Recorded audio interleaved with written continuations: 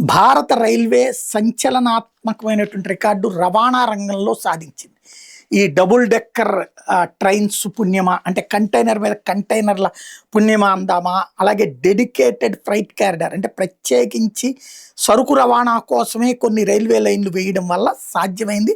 2025-26 ఆర్థిక సంవత్సరంలో భారతీయ railway record స్థాయిలో 1670 మిలియన్ టన్నులు 167 కోట్ల టన్నుల సరుకును రవాణా చేసినాయి. లాస్ట్ ఇయర్తో పోల్చుకుంటే 3.25% ఎక్కువ.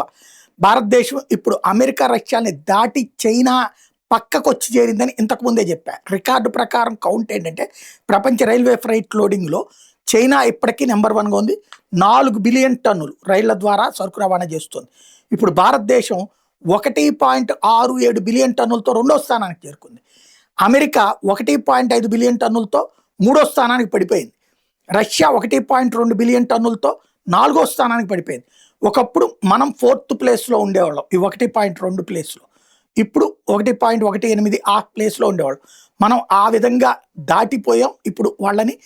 అదే సందర్భంలో బొగ్గు, ఇనప ఖనిజం, సిమెంటు, ఆహార ధాన్యాలు, ఎరువులు, మినరల్ ఆయిల్, పెట్రోలియం ఉత్పత్తులు, Pig iron, finished steel, container సరుకు, ఇవన్నీ కూడా సరుకులు సప్లై అవుతున్నాయి మన దగ్గర నుంచి.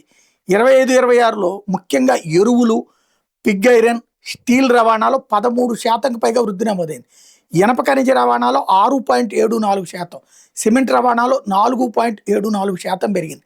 ఈ డెడికేటెడ్ ఫ్రైట్ క్యారిడార్ల ఇంపాక్టే ఒక దేశంలో బొగ్గు, ఉక్కు, సిమెంటు, ఎరువులు, ఆహార ధాన్యాలు, ఖనిజాలు వంటి భారీ సరుకు రవాణా పెరుగుతోంది. అంటే మనకి దీనివల్ల ప్రయోజనం ఏంటంటే ఇండస్ట్రీస్ డెవలప్ అవుతున్నట్టు, విద్యుత్ ఉత్పత్తి అవుతున్నట్టు, నిర్మాణ రంగం బాగుపడుతున్నట్టు, అగ్రికల్చర్ బాగుపడుతుంది, పోర్టులు బాగుపడుతున్నాయి, లాజిస్టిక్స్ మ్యానుఫ్యాక్చరింగ్ బాగుపడుతున్నాయి. కాబట్టి భారతదేశానికి సంబంధించి ఒక కీలకమైనటువంటి అడుగు పడుతుందని చెప్పాలి.